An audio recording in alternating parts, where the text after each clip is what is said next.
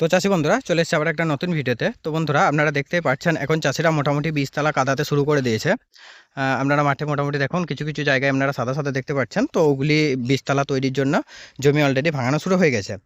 তো আজকের ভিডিওতে আমরা যে টপিক আলোচনা করব সেটি হলো যে এই বীজতলায় আপনারা কোন ঘাস মারা ওষুধ দেবেন যাতে ঘাস না ফোটে, মলন্ত এবং ছুঁচে পটপটি এসব ঘাসগুলি না ফোটার জন্য আপনারা কোন বীজ ইউজ করবেন সেই তথ্য দেবো আজকের ভিডিওতে। তো প্রথমত আমি যতটা জানি যে টোটাল 3 ধরনের বীজ চাষিরা 3 রকমভাবে দিয়ে থাকে। প্রথম হচ্ছে যে পেটিলা ক্লোরো 50% চাষিরা দিয়ে থাকে। তো 3 দিন পর চাষিরা জল কেটে তারপরে বীজ ফেলে। দ্বিতীয়ত চাষিরা বীজ ফেলার দিনে সাথী পাউডার বা কম্পোজিশনটা আমি শেষে বলছি, সেই সাথী পাউডার দিয়ে সাথে সাথে বীজ ফেলে। অথবা চাষিরা লন্ডেক্স লন্ডেক্স পাউডার ও দেয় অনেক সময়, সেটা 10 দিন আগে দেয়। তো আমি আজকে আপনাদের এই ভিডিওতে বলবো যে আপনারা কোন ঘাস মারা বীজটা দিলে আপনাদের উপকার হবে এবং খুব ভালো ঘাসগুলো মরবে এবং ঘাস যাতে না ফোটে সেই জন্য আপনারা কোন বীজটা দিলে বেশি উপকার পাবেন সেই তথ্য দেবো আজকের ভিডিওতে। তো চলুন প্রথমত আপনারা ভিডিওটি দেখতে থাকুন এবং এই ভিডিওতে আমি আপনাদেরকে ওষুধগুলিকেও দেখাবো এবং তার সাথে কিভাবে দেবেন, কিভাবে দিলে আপনারা উপকৃত হবেন সম্পূর্ণ তথ্য দেবো।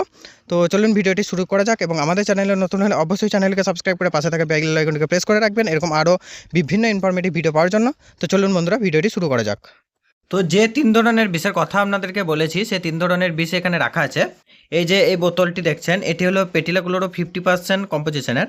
তো প্রথমেই বলি পেটিলা ক্লোরো 50% আপনারা কখন দেবেন।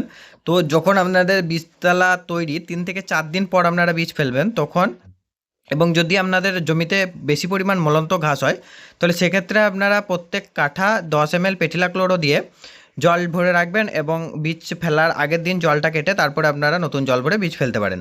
তো এক্ষেত্রে আপনার পেটিলা ক্লোরো দিতে পারেন। এবং আপনারা এটা লন্ডেক্স পাউডার, তো এটি দেখছেন এটিতে বেনসালফিউরল মিথাইল 0.6% এবং পেটিলা ক্লোরো 6% জিআর আছে। তো আপনাদের কোনো জমিতে যদি বেশি পরিমাণ ঘাস জন্মায়, প্রচুর পরিমাণ ঘাস জন্মায়, সেটি আপনি বীজতলা হিসাবে ব্যবহার করবেন, তাহলে 10 দিন আগে ভাঙিয়ে জল ভরে এই লন্ডেক্স পাউডার প্রত্যেক কাঠা প্রতি আপনারা 100 গ্রাম করে ছড়িয়ে দিতে পারেন।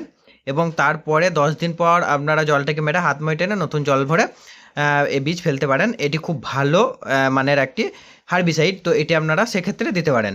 এবং এই যে দেখছেন সাথী পাউডার, তো এটি আপনারা কখন দেবেন যখন আপনাদের বীজ ফেলার সময় খুব তাড়াতাড়ি, অর্থাৎ আপনাদের বীজতলা তৈরির পর সময় খুব কম থাকে, সেক্ষেত্রে আপনারা সাথী পাউডার ছড়িয়ে তারপর বীজ ফেলতে পারেন, বীজের কোনো ক্ষতি হয় না।